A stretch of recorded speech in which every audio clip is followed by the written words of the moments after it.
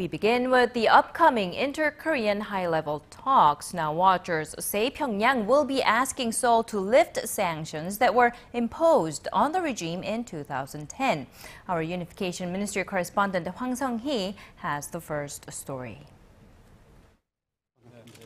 When officials from the North and South sit down for talks in the coming weeks, the easing of sanctions imposed by Seoul 4 years ago will be a top priority for North Korea.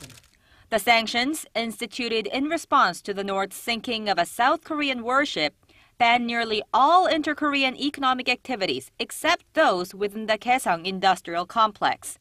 Seoul says Pyongyang must assume responsibility for its involvement in the 2010 incident.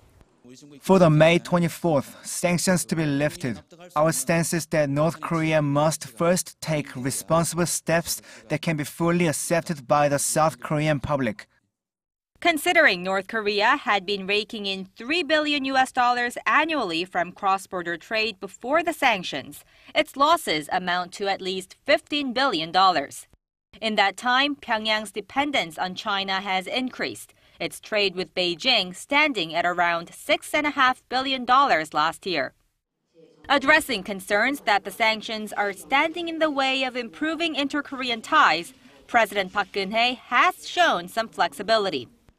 South Korean companies are taking part in a fresh trilateral project with Russia and North Korea, building a railway running from the North Korean port of Najin to the Russian town of Hasan.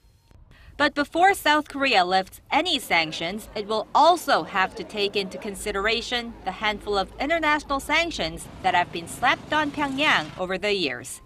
Hwang Sung-hee, Arirang News.